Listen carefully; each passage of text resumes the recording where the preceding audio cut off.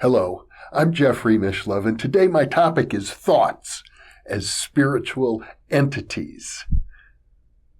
A spiritual entity is more than what we normally think of as a thought. Thoughts come and go. Thoughts are just the random activity of neurological firing inside of our nervous system and inside of our brain, or it was just a thought.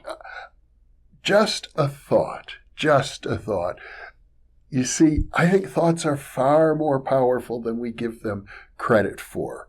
Recently, I've been rereading Rudolf Steiner's classic book, Knowledge of Higher Worlds. And as I read through it, I realized that the word thought appeared in that book hundreds of times, and that an awful big percentage of what Steiner was talking about when he talked about gaining knowledge was about how we control our own thoughts.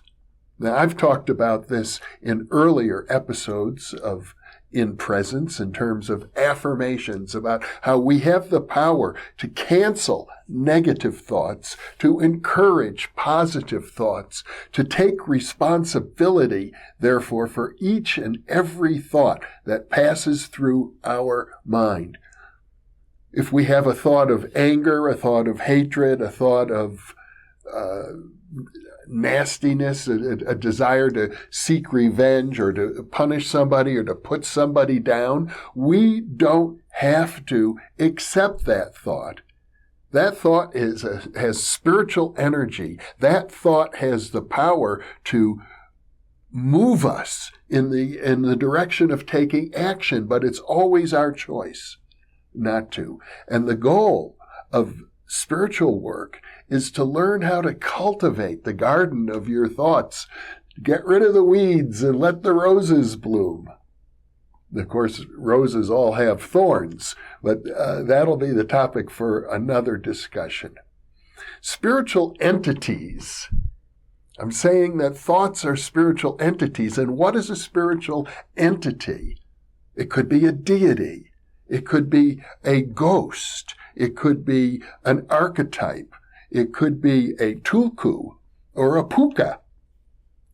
Recently, I was looking at the 1950s movie, Harvey. It was a very, very popular play as well. Ran for 5 years on Broadway about a 6-foot-tall invisible rabbit, a pooka. And there's a joke in Ireland, do you believe in pookas? And the answer is, well, of course not, but neither does the pooka believe in me. There's a paradox around spiritual entities. Are they real or are they figments of our imagination? The thing is this, even if it is a figment of your imagination, it's a spiritual entity. Now, Ted Owens, the PK man who I studied for 10 years, had apparently enormous psychokinetic abilities. He claimed to have more psychokinetic powers than anybody since Moses. And there's a sense in which maybe he was right, because I have in my files hundreds of demonstrations, well, to be precise, 168 demonstrations in which he claimed he was going to cause particular effects. For example, in 1976, he wrote to Hal Puthoff and Russell Targ at SRI International because they had achieved great fame for their studies of Uri Geller, the Israeli psychic, who also has psychokinetic abilities. And he said, why are you wasting your time with Geller? I'm the world's most powerful psychic, and I'm going to prove it to you. Because you're suffering from a drought in California. It was February 1976, if you want to look it up. And he said, I'm going to end that drought, and you're going to know that I did it, because in the next few days, there's going to be rain and sleet and hail, all sorts of weird weather and snow, which you hardly ever get in California. And there will be UFO sightings and power blackouts, and your local newspaper is going to report that the drought is ended within a few days. In fact, all of that happened, all of it. And Russell Targ, my friend, sent a note to Ted Owens saying that was a great prediction.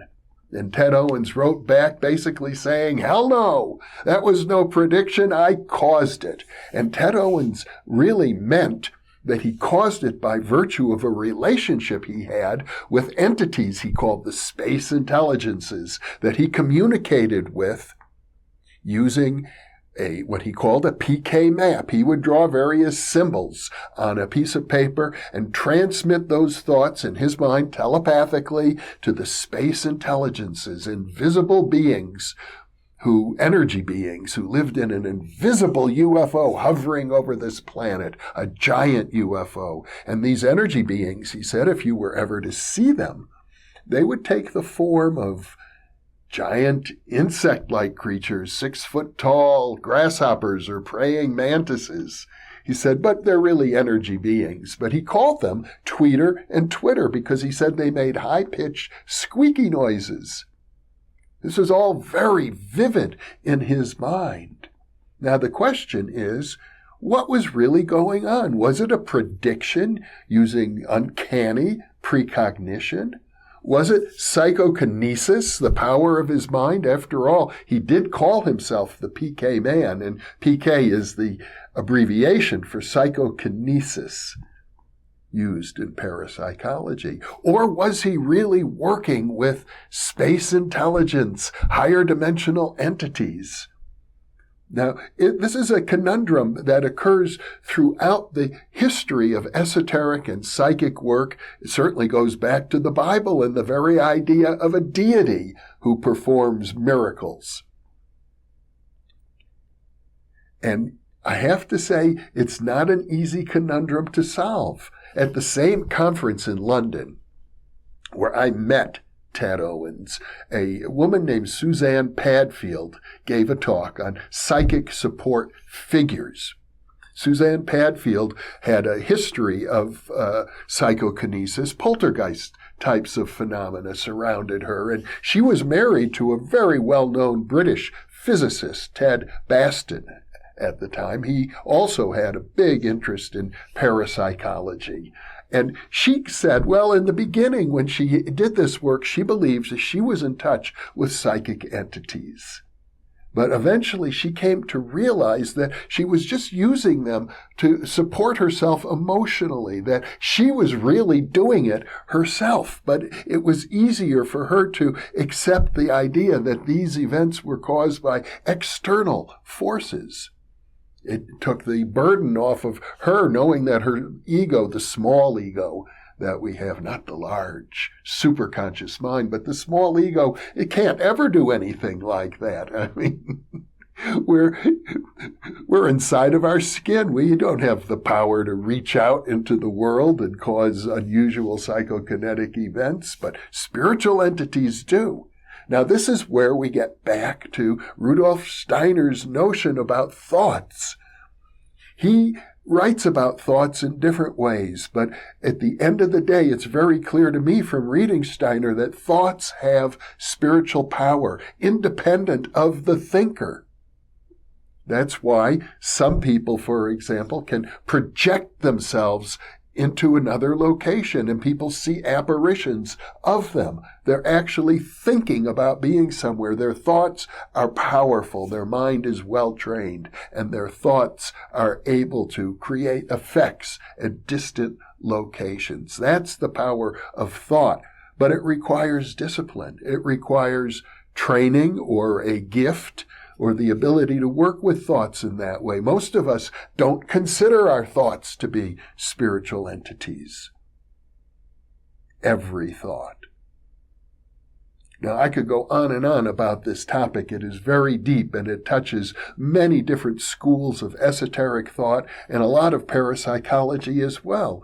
The irony is this: parapsychologists have yet to conclusively establish the existence of any spiritual entity. We have a lot of circumstantial evidence. I think Ted Owens provided a lot of that. UFO appearances, for example. But it could have been just the power of his mind. But what does that even mean, the power of his mind? Is it the power of his brain? I'm suggesting that each and every thought that passes through your mind is a powerful spiritual entity. And I'm asking you now to think about that. What does that mean for you? How are you working with these powerful spiritual entities that pass through your mind, thousands every day? And I'll leave you with that thought. Thank you for being with me.